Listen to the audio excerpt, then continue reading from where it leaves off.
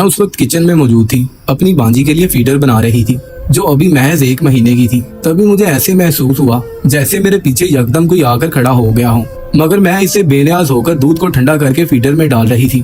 तभी मुझे किसी ने अपने बाजुओं की गिरफ्त में ले लिया। मैं बुरी तरह से मचल गई, फिर चीखने चिल्लाने लगी तो मेरे मुंह पर हाथ रख लिया। अब जब मैंने देखा तो ये मर्दाना हाथ था बालों से भरा हुआ। इस घर में मेरे बहनोई के अलावा मेरी बहन के ससुर भी मौजूद थे, मगर वो बीमार थे, वो अपने कमरे में रहते थे। जब मैंने पलट कर देखा कि ये कौन है जिसने मुझे अपनी गिरफ्त में ले लिया है, मगर अब वो हाथ मेरे जिस्म के एहसास हिस्सों को छूने लगा था। मेरे जज्बात यकदम बदल गए थे, मेरा सांस तेज तेज चलने लगा था और मेरे लिए अपनी हालत को संभालना मुश्किल हो रहा था। मैंने खुद को बामुश्किल छुड़वा कर पलट कर देखा तो मेरे बहनोई खड़े थे जो आंखों में अजीब सी चमक लिए मुझे देख रहे थे। उनकी आंखें खुमार आलूद हो रही थी, मेरे अपने जज्बात भी बदलने लगे थे।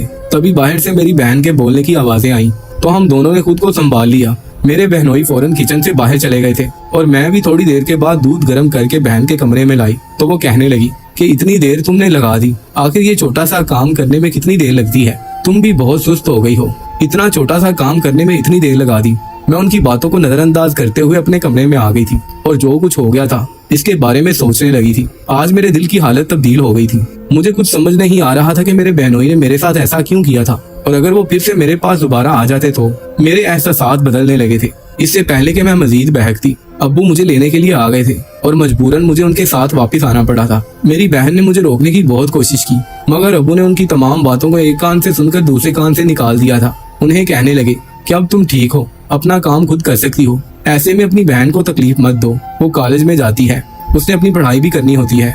खैर से तुम्हारी वजह से उसकी पढ़ाई का हर्ज हो रहा है। मैं ना चाहते हुए भी अब्बू के साथ वापस आ गई थी। कितने दिन तक मेरे बहनोई के हाथों का लम्स मेरे जहन पर छाया रहा था। फिर एक दिन उन्होंने मुझे कॉल की और मुझे अपनी मखसूस गंभीर आवाज में कहने लगे कि तुम एक आध रात के लिए यहाँ पर रहने के लिए क्यों नहीं आ जाती। तुम जानती हो कि अगर तुमने ये एक रात मेरे साथ गुजार ली तो तुम मेरे प्यार में पागल हो जाओगी। मैं तुम्हें इस एक रात के 20 लाख दूंगा जो सिर्फ तुम्हारे होंगे, तुम इन पैसों का जो चाहे करना। उनकी बात सुनकर मेरे दिल में लालच आ गया और मैं ये सुनकर ही बेतहाशा खुश हो गई थी। मेरे बहनोई बहुत पैसे वाले थे, अगर वो ये बात कह रहे थे तो वो मुझे इतना पैसा दे भी सकते थे, मगर मुझे अपनी बहन की वजह से डर था कि अगर उसे ये सब पता चल गया तो क्या होगा। जब यही सवाल मैंने अपने बहनोई से किया तो वो कहने लगे कि तुम किस बात की फिक्र कर रही हो, तुम्हारी बहन को कुछ भी पता नहीं चलेगा, मैं उसे कोई किसी बात की खबर नहीं होने दूंगा, ये बात हम दोनों के दरमियान रहेगी। अब मेरा दिल भी चाहने लगा था कि मैं अपने बहनोई के साथ रंगीन वक्त गुजारूं। एक तो उनकी शानदार पर्सनैलिटी मुझे उनकी तरफ खींच रही थी, दूसरा 20 लाख की रकम मामूली रकम नहीं थी। ये लालच मेरे दिल में पैदा होने लगा था। अम्मी का तो कोई मसला नहीं था, वो तो मुझे आसानी से जाने दे सकती थी, मगर ना जाने क्यों अब्बा मेरा बहन के घर में जाना पसंद नहीं करते थे। जब भी मैं वहाँ जाने की बात करती थी तो उन्हें गुस्सा आ जाता था, मगर मेरा ये मसला भी हल हो गया था। अब्बा काम के सिलसिले में शहर से बाहर जा रहे थे और जाने से पहले भी वो अम्मी को बार बार इस बात की ताकीद कर रहे थे कि वो मुझे मेरी बहन के घर ना जाने दे। अब अम्मी भी उनकी बात सुनकर झुंझला गई थी। अब्बू के जाने के बाद जब मैंने अम्मी से पूछा कि आखिर अब्बू ऐसा क्यों कह रहे थे, वो क्यों मेरा अपनी बहन के घर जाना पसंद नहीं करते, तब अम्मी कहने लगी कि मैं नहीं जानती कि उस शख्स के दिमाग में क्या चल रहा है, क्यों ये शख्स इतनी छोटी सोच का मालिक है। हमारा दामाद तो बहुत अच्छा इंसान है और मुझे तो उससे किसी किस्म की कोई शिकायत नहीं है। ना जाने क्यों तुम्हारे अब्बू को किसी पर एतबार नहीं होता, अपनी बेटियों के मामले में ये हर किसी को शक की निगाह से देखने लगते हैं। फिर मैंने अम्मी से इजाजत ली कि मैं एक दिन वहाँ पर रहना चाहती हूँ। अम्मी मुझे मसनूई अंदाज में घूरते हुए कहने लगी कि जानती हो अपने बाप को, उसे पता चलेगा तो वो मेरी जान को आ जाएगा। मगर मैंने अम्मी को प्यार से फिर मना ही लिया। अब पूरी रात मैं खुशी से किन ख्यालात में खोई हुई थी। आने वाले कल के बारे में सोच रही थी कि कल जो मेरी जिंदगी में खुशगवार लम्हात आने वाले थे वो मुझे अपने शहर में पकड़ रहे थे। मैं इन ख्यालों में खोए हुए नींद की वादियों में उतर गई थी। अगले दिन मैंने अपना सबसे बेहतरीन जोड़ा पहना था, अपने चेहरे पर हल्का हल्का सा मेकअप भी कर लिया था और जब हल्की सी ज्वेलरी पहनने के बाद खुद को आईने में देखा तो नजर लग जाने की हद तक प्यारी लग रही थी। आज जब अम्मी ने मुझे देखा तो खिलाफे मामूल उन्हें भी ये बात बुरी लगी और मुझे कहने लगी कि बहन के घर जाने के लिए इतना तैयार होने की क्या जरूरत है। मैंने भी हंसकर कह दिया कि आप पर भी अब्बू की बातों का असर हो गया है और आप भी उन्हीं की तरह सोचने लगे हैं। उन्होंने मेरी बात पर मुझे मसनूई गुस्से से घूरा। फिर मुझे कहने लगी कि ठीक है तुम जाओ, मगर कल अपने बाप के आने से पहले वापिस आ जाना। यूं भी तुम्हारी कारे से बहुत छुट्टियां हो गई हैं, तुम्हारा बहुत हर्ज होने लगा है। अगर तुम्हारे नंबर कम आ गए तो तुम्हारा बाप इस बात पर भी तुम्हें डांटेगा। ये बात तो मैं जानती थी कि मैंने अम्मी से वादा किया है कि मैं बहुत अच्छे नंबर लूंगी। अब्बू को मुझ पर गुस्सा करने का, मुझे डांटने का बिल्कुल भी मौका नहीं मिलेगा। मेरे बहनोई खुद ही मुझे लेने के लिए आ गए थे। उन्होंने मुझे सर से लेकर पांव तक सताइशी अंदाज में देखा और फिर मुझे देखकर कहने लगे कि दिल तो कर रहा है कि मैं अभी तुम्हें। फिर अपनी बात को अधूरा छोड़कर वो मेरे चेहरे की तरफ देखने लगे थे। उनकी ये जूम मानी आधी अधूरी बात सुनकर मेरे चेहरे पर रंग बिखर गए थे और मैं समझ गई थी कि वो क्या कहना चाह रहे थे। और जब मैं बहन के घर आई तो उसने भी बेसाख्ता मेरी तारीफ की। मुझे कहने लगी कि तुम तो हो ही बहुत खूबसूरत, मगर जब तुम अच्छा पहन ओढ़ लेती हो तो तुम पहले से भी ज्यादा हसीन दिखने लगती हो। और ये बात सुनकर मैं शर्मा गई थी। रात को जब मेरे बहनोई घर आए तो वो बार बार मुझे गहरी नजरों से देख रहे थे और मैं उनके देखने से ही झींप रही थी। तभी वो बाजी से नजर बचाकर मेरे कान में सरगोशी करते हुए बोले कि तुम तो सिर्फ मेरे देखने से ही इस कदर बुरी तरह से शर्मा गई हो, फिर तुम मेरी मोहब्बत को, मेरे लम्स को कैसे बर्दाश्त करोगी। मैंने बहुत मुश्किल से अपने चेहरे पर आने वाले रंगों को छुपाया था और फिर अपने बहनोई का इशारा पाकर मैं अपने कमरे में आ गई थी। काफी देर गुजर गई थी। मैं अपने बहनोई का इंतजार कर रही थी।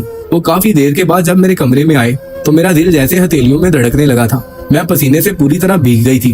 वो भी वक्त जाया किए बगैर फौरन से मेरे पास आए और उन्हें देख के अंदाजा हो रहा था कि उनके लिए भी अपने जज्बात को काबू में पाना बहुत मुश्किल हो रहा है। जब उन्होंने भी मुझे बरहना करना शुरू कर दिया तब मैंने उनसे बाजी के बारे में पूछा कि वो सो गई हैं। अगर उन्होंने ये सब देख लिया तो क्या होगा। तब वो मुझे हंसते हुए कहने लगी कि तुम्हारी बाजी यहीं पर है, फिक्र मत करो, उसे कुछ भी पता नहीं चलेगा। मगर मुझे दिल ही दिल में डर लग रहा था कि अगर बाजी यहाँ पर आ गई तो क्या होगा। उसी वक्त दरवाजे पर खटकने की आवाज सुनाई दी। मेरा दिल उछलकर हलक में आ गया था जब मैंने देखा कि मेरे सामने मेरी बहन खड़ी थी और सामने ही मेरा बहनोई मेरे साथ। मैंने जब दुनिया में आंख खोली तो मैंने अपने घर का अजीब सा माहौल देखा था।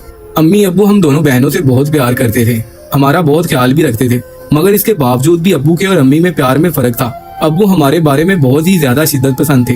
जब भी मैं या मेरी बहन घर से बाहर होती, अपनी सहेलियों में जाती तो अब्बू बार बार इस बात पर फिक्रमंदी का इजहार करते थे।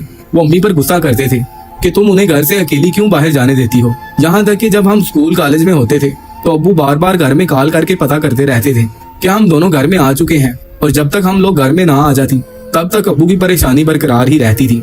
उनका ये रवैया देख देख कर मुझे और बाजी को बहुत ही ज्यादा कोफ्त का सामना करना पड़ता था। मैं तो फिर ये सब कुछ बर्दाश्त कर जाती थी, मगर बाजी अम्मी के साथ लड़ाई करने लगती थी। वो उन्हें कहती कि अब्बा जी हम पर एतबार नहीं करते हैं, इसीलिए वो बार बार हमारे बारे में पूछते हैं। और फिर एक दो बार तो अब्बा जी ने बहुत ज्यादा बाजी के बारे में खदशा जाहिर किया तो बाजी को सख्त गुस्सा आया था। वो अब्बा के सामने दो बदो खड़ी हो गई थी। उन्हें कहने लगी कि आपको आखिर हम दोनों पर एतबार क्यों नहीं आता। आखिर आपको ऐसा क्यों लगता है कि हम कुछ गलत करेंगे, आपको धोखा देंगे। आपको किस औरत ने धोखा दिया है जो आपका हर किसी से एतबार उठ गया है। बाजी का ये कहना था कि अब्बू की आंखें आबदीदा हो गईं। वो कहने लगे कि मैं तुम दोनों पर शक नहीं करता, मुझे अपने खून पर, अपनी तरबियत पर पूरा भरोसा है, मगर दुनिया पर भरोसा नहीं है। मैं लोगों के बारे में सोचकर खौफजदा हो जाता हूँ। ये मर्द किस कदर छुपे हुए भेड़िए हैं जो किसी की भी इज्जत को पमाल करने के लिए लम्हे भर की भी देर नहीं लगाते। मैं नहीं चाहता तुम दोनों को किसी किस्म की तकलीफ हो। और फिर कुछ टाइम के बाद ही बाजी की जब शादी हो गई तो अब घर में अब्बू की तमाम तर तवज्जो का मरकज मेरी जात ही रह गई थी। वो हर वक्त मेरे बारे में घर में फोन कर करके तसल्ली करते रहते थे। अब जब भी मेरे बहनोई में घर में आते तो अब्बू की परेशानी बढ़ जाती थी। उनका बस नहीं चलता था वो मुझे कहीं पर छुपा दे ताकि मेरे बहनोई की नजर मुझ पर ना पड़े। अगर वो मुझे मुखातिब कर लेते, मेरे साथ हंसी मजाक कर लेते तो अब्बू को ये देखकर गुस्सा आता था। अब्बू मुझे वहाँ से उठा दिया करते थे। इस रवैये पर मेरे बहनोई को बहुत गुस्सा आता था। वो मेरी बाजी से कहते कि तुम्हारे अब्बू हद करते हैं। आखिर मैं इस घर का बेटा हूँ, मैं कोई गुंडा मवाली नहीं हूँ जो उनकी इज्जत पर हाथ डालूंगा। वो क्यों मेरे साथ ऐसा गैरों वाला सलूक करते हैं। शर्मिंदगी का एहसास होता है। बाजी तो पहले ही झुंझलाई हुई थी, वो भी अम्मी पर बरस पड़ी थी, मगर अम्मी भी दोनों हाथों में थाम के रह जाती थी। वो उन्हें कहती कि मैं इस मामले में कुछ भी नहीं कर सकती, तुम्हारा बाप किसी पर भी एतबार नहीं करता, जानती तो हो तुम उसकी तबीयत को, फिर तुम क्यों दोनों बहनें मुझे तंग करती हो। अपने बाप से बात करो। मेरे बहनोई मुझे बहुत अच्छे लगते थे, मेरा बहुत दिल करता था कि मैं उनके साथ वक्त गुजारूं। अक्सर मैं फोन पर उनके साथ ढेरों बातें करती थी। जब वो मुझे अपनी गहरी गहरी नजरों से देखते थे, वो मेरी तारीफ करते थे तो ये चीज मुझे बहुत अच्छी लगती थी, क्योंकि आज तक किसी मर्द ने कभी मुझे इस नजर से नहीं देखा था और ना ही कभी किसी ने मेरी तारीफ की थी। शायद यही वजह थी कि मैं अपने बहनोई से मुतासिर होने लगी थी, मगर मैं नहीं जानती थी कि मेरे दिल में उनके लिए कब गलत ख्यालात बनने लगे थे। अब मैं ये सोचकर भी पीछे नहीं हट पा रही थी कि वो मेरी बहन के शोहर थे। इस सब से मेरी बहन का घर भी खराब हो सकता था। मुझे तो अपने बहनोई के साथ वक्त गुजारना अच्छा लगता था। अब्बू को भी न जाने कैसे मेरे और बहनोई के जज्बात का एहसास हो गया था कि वो अब उठते बैठते अम्मी को एक ही बात की ताकीद करते कि सारा को कभी भी अपनी बहन के घर अकेले ना जाने देना। अगर जाना जरूरी हो भी तो तुम अपने साथ लेकर जाना, अपने साथ लेकर वापिस आना। अब जब बाजी के घर बेटी की पैदाइश हुई तो तब मैं कुछ दिनों के लिए बाजी के घर रहने के लिए आई थी, मगर हर 2 मिनट के बाद अब्बू की वीडियो कॉल आ जाती और वो मुझे देखकर फिर तसल्ली में आ जाते थे। बाजी घर में अकेली होती थी, उन्हें देखभाल के लिए किसी औरत की जरूरत थी, मगर उन दिनों अम्मी की कमर में दर्द निकला हुआ था और वो बाजी की देखभाल करने से कासिर थी। यूं तो बाजी ने कामों के लिए घर में मुलाजमा का बंदोबस्त भी कर लिया था और बच्चे के लिए भी आया रख ली थी, मगर इसके बावजूद भी वो बहुत ज्यादा घबरा गई थी। उनका दिल करता था कि मैं हर वक्त उनके पास रहूं, और वो मुझसे अपने दिल की बातें करें। उनकी तबीयत को मद्देनजर रखते हुए ही अब्बू ने मुझे वहाँ पर रहने की इजाजत दी थी। मगर जब वो बार बार कॉल करते तो इस बात पर मेरे बहनोई और बाजी दोनों को गुस्सा आता था। मेरे बहनोई सख्त चिढ़ कर कहते कि तुम्हारे अब्बू तो इस तरह से करते हैं जैसे तुम किसी जंगल में आ गई हो, जैसे मैं कोई खूंखार भेड़िया हूँ जो तुम्हें चीड़ फाड़ कर खा जाऊंगा। बाजी फिर उनका मूड बदलने की कोशिश में हलकान होती रहती थी और मैं फिर अपने कमरे में आ जाती थी। अब जब मेरे बहनोई मेरे कमरे में थे और जब मैंने अपनी बाजी को अपने सामने देखा तो मैं जैसे शर्मिंदगी के मारे जमीन में गिरती जा रही थी। बाजी बेतासुर अंदाज में मुझे देखते हुए सोफे पर आकर बैठ गई थी। वो टिकटिकी बांधे मुझे देखे जा रही थी। उनके देखने का अंदाज बहुत अजीब था। ये सब देखकर मैं हैरान रह गई कि उन्हें शायद मुझ पर गुस्सा था कि मैंने उनके हक पर डाका डाला था। मैं अपने बरहना वजूद को छुपाने की नाकाम कोशिश करने लगी और मेरे बहनोई ने मेरी इस कोशिश को नाकाम बना दिया था। मैंने उन्हें अपने बहन की जानिब इशारा करते हुए कहा कि मैं उनकी मौजूदगी में ये सब नहीं कर सकती। आपको इस सब से डर नहीं लगता कि वो क्या कहेंगी? तब वो जोर से हंस पड़े और कहने लगे कि तुम्हारी बहन को मैंने नशे की दवा दे रखी है। वो इस वक्त मदहोशी की हालत में है। उसे कुछ समझ नहीं आ रहा कि उसके सामने क्या हो रहा है। जब वो सुबह सोकर उठेगी तो ये सारी बातें वो भूल चुकी होगी। मगर इसके बावजूद भी मैं अपनी बहन के सामने ये सब करने की जुर्रत नहीं कर पा रही थी। अब जब मैं बार बार अपने बहनोई को मना करने लगी तो उन्हें भी गुस्सा आ गया। अब वो मेरे साथ जबरदस्ती करने पर उतर आए थे। तभी दरवाजे पर जोर जोर से दस्तक होने लगी। मेरे बहनोई का बस नहीं चल रहा था कि वो दस्तक देने वाले को कत्ल कर देते। इस वक्त कौन आ गया? जैसे ही वो पीछे हटकर दरवाजे की जानिब बढ़े तो मैंने फौरन से अपने वजूद पर कपड़े पहन लिए थे। मुझे अब अपने बहनोई पर सख्त गुस्सा आ रहा था। उनसे मुझे खौफ भी महसूस हो रहा था। अब जो उन्होंने मेरे साथ दरिंदगी का मुजाहरा करने की कोशिश की थी, मेरे दिल में जैसे डर बैठ गया था। मेरा बस नहीं चल रहा था मैं यहाँ से भागकर दूर चली जाऊँ। दरवाजे पर सिक्योरिटी गार्ड था जो ऊंचा ऊंचा न जाने क्या बोल रहा था। थोड़ी ही देर के बाद जब मेरे बहनोई वापस आए तो उनके चेहरे का रंग बदला हुआ था। आंखों में सख्त गुस्सा नजर आ रहा था। अब उनके साथ अब्बू भी थे। अब्बू को देखकर मैं उनके साथ लिपट गई। मुझे यकीन नहीं आ रहा था कि अब्बू इस वक्त यहाँ पर मौजूद थे। मैं फूट फूट कर रो पड़ी। अब्बू ने मुझसे कुछ भी नहीं पूछा था। वो मुझे लेकर घर आ गए। घर आने के बाद मैं अपने कमरे में आकर लेट गई। मैं अब खुद को महफूज तस्वुर करने लगी थी। मुझे मालूम हो गया था कि अब्बू आखिर हम दोनों बहनों पर इस कदर सख्ती क्यों करते थे। वो जानते थे कि आजकल के मर्द भेड़िए हैं। वो औरत को चीरने फाड़ने में लम्हे भर की भी देर नहीं लगाते। फिर अगले दिन जब मेरी आंख खुली तो आज अब्बू घर पर ही थे। उन्होंने मेरे रोए रोए चेहरे की तरफ नजर बढ़ाकर देखा और मुझसे कहने लगे कि रात तुम्हारी तबीयत खराब थी, इस वजह से मैंने तुमसे कुछ पूछा ही नहीं। अब मुझे बताओ कि कल क्या हुआ था? तुम इतना डरी हुई क्यों थी? मैं अब्बू को ये बात कैसे बता सकती थी? तभी मैंने अपने चेहरे पर मसनूई मुस्कुराहट तारी करते हुए कहा कि रात को मुझे बुखार हो गया था। अचानक से तबीयत खराब हो गई थी। मेरा दिल कर रहा था कि मैं उड़ के घर पहुंच जाऊं और जब आपको देखा तो मेरा दिल भर आया था। हालांकि उस वक्त बाजी मेरे पास मौजूद थी मगर उनसे बात करके भी मुझे तसल्ली नहीं हो रही थी। चूंकि उस वक्त बाजी मेरे पास ही मौजूद थी इसलिए अब्बू भी मेरी बात से मुतमिन हो गए थे और उन्हें ये शक नहीं गुजरा था कि मेरे साथ मेरे बहनोई ने कुछ गलत करने की कोशिश की थी। मगर अब मैं इस सब से डर गई थी। कुछ दिनों के बाद जब बाजी हमारे घर में आई तो वो बिल्कुल नॉर्मल थी। उस दिन जो कुछ हुआ था वो उनके जहन से निकल चुका था और अब भी वो मुझे अपने घर में रहने की पेशकश करती रही जिसे मैं मुस्तरद कर दिया करती थी।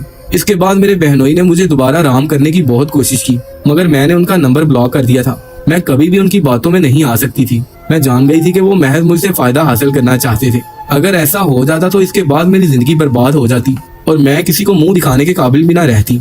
वक्ती तौर पर तो मैं जज्बात के हाथों बह गई थी मगर अब मुझे इस सब की समझ आ गई थी। दिन महीने में और महीने सालों में बीत गए थे। अब्बू ने एक जगह पर मेरा रिश्ता तय कर दिया था और अब कुछ दिनों के बाद मैंने यहाँ से हमेशा के लिए चले जाना था। बात बात पर मेरी आंखें भीग जाती थी। जिस दिन मेरी दुखती थी उस दिन अब्बू मेरे कमरे में आए और मुझे कहने लगे कि तुम और तुम्हारी बहन अक्सर मुझसे शिकायत करते थे कि मैं तुम दोनों पर सख्ती करता हूँ, तुम दोनों पर शक करता हूँ। हालांकि ऐसा नहीं था। मैं तुम पर शक नहीं करता था बल्कि तुम लोगों की हिफाजत कर रहा था। दरअसल जवानी में मुझसे गलती हो गई थी। मैंने तुम्हारी माँ की कजन की इज्जत पर हाथ डालने की कोशिश की थी। यही शुक्र है कि उस वक्त उसका भाई वहाँ पर आ गया था। उस लड़की की इज्जत बच गई। बाद में मुझे अपनी गलती का शिद्दत से एहसास हुआ कि मुझे ऐसा नहीं करना चाहिए था। मैं फिर इसके बाद इस खानदान में कभी गया ही नहीं। मैं किसी से नजर मिलाने के काबिल भी नहीं रहा था। तुम्हारी माँ ने मुझे इस गलती के लिए माफ कर दिया था मगर मैं खुद को कभी माफ नहीं कर पाया था। मुझे ये डर था कि जो कुछ मैंने किसी की बेटी के साथ करने की कोशिश की थी कल को वही मेरी बेटी के साथ पेश ना आ जाए। इसीलिए मैं तुम दोनों पर सख्ती करता था। अब्बू की बात सुनकर मेरी आंखों में आंसू आ गए और मैं सोचने लगी थी कि ये शुक्र है कि अब्बू ने उनके साथ कुछ गलत नहीं किया था। जब तो मेरी इज्जत जाते जाते बच गई थी वरना मैं अब किसी को मुंह दिखाने के काबिल भी ना रहती। अब जो मैं इज्जत से किसी की बीवी बनने जा रही थी शायद फिर मेरा वक्त भी तब्दील हो चुका होता। मुझे अपने बहनोई को देखकर अफसोस का एहसास होता था। उनकी भी एक बेटी थी मगर उन्हें शायद अभी तक अपनी गलती का एहसास नहीं था। अभी भी उनकी नजर वैसी की वैसी ही थी। अब भी जब वो किसी लड़की को देखते थे तो उनके दिल में शैतान जाग उठता था अब तो मेरी बहन को भी उनकी इस आदत के बारे में पता चल गया था। वो अक्सर रोते हुए अम्मी से अपने शोहर की इस आदत के बारे में जिक्र करती तो अम्मी उसे हौसला देती कि वक्त के साथ साथ सब कुछ ठीक हो जाएगा। जब तुम्हारी बेटी बड़ी हो जाएगी तो शायद वो भी इस आदत को बदल ले। और बाजिया अब इस उम्मीद के सहारे बाकी की जिंदगी गुजारने लगी थी।